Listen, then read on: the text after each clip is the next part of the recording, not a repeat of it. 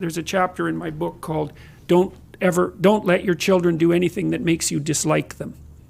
And I'm pretty happy about this chapter, although I suspect it'll be rather controversial. And, you know, it's predicated first on the observation that many people hurt their children physically and psychologically.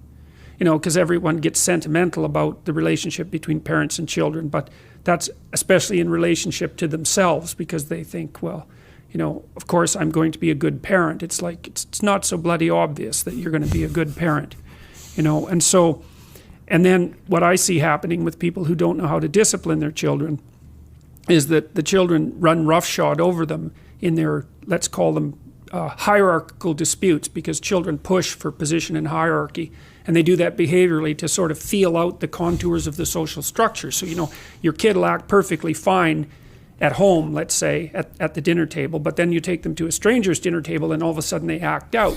And you think, what's up with you, you little monster? And what's up is that they're trying to figure out what the power structure is in the new, they don't know this, of course, but they're acting this out. They're trying to figure out if the same rules apply in this new situation as apply in the old situation. And they can't ask that, and they don't even know that they are rules exactly. They're regularities that they've learned. And so they'll test, and then you have to show them that, yeah, it's the same here, it's the same in this situation. But lots of parents are very uneasy with disciplining their children, partly because they believe that if you give a child infinite freedom, that's best for them, and that constraints are inappropriate, which is really just, well, I don't know what to say about that, except it's so untrue that it's very difficult to think of anything that's more untrue than that.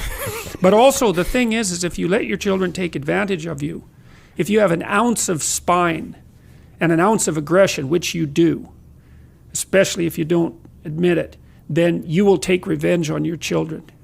You know, so if they have a temper tantrum in a grocery store and embarrass you, which a child who's canny can do quite effectively, you know, because you wouldn't let them have that pack of crayons or a chocolate bar, and then, you know, you tell yourself it's okay, and that you still, you know, that really didn't make you that angry, and it's okay, but you're fuming inside. And then you go home, and half an hour later, maybe the child is doing some interesting little bit of work, maybe artwork or something, or does something good and comes up for a reward. It's like the probability that you're going to reward that child properly under those circumstances is zero. You're going to take the opportunity to take your revenge. And if you don't know that, then you're not much of a parent. And so part of the trick with kids is that if your child is doing something that makes you dislike them, that you have to figure out how to stop them from doing that and teach them how to do it properly. And you have to talk to your wife to make sure that you're not being too much of a monster, you know, and the same with her. But that discipline is partly what enables you to continue to like your child while you love them. And even more than that, you know, parents talk about fostering self-esteem and fostering creativity and all of that in their kids, and I think that's misbegotten. It's shallow for a variety of reasons. First, it's not that easy to foster creativity because it's rare, and self-esteem is a very badly defined concept, and mostly it's been used for harm, not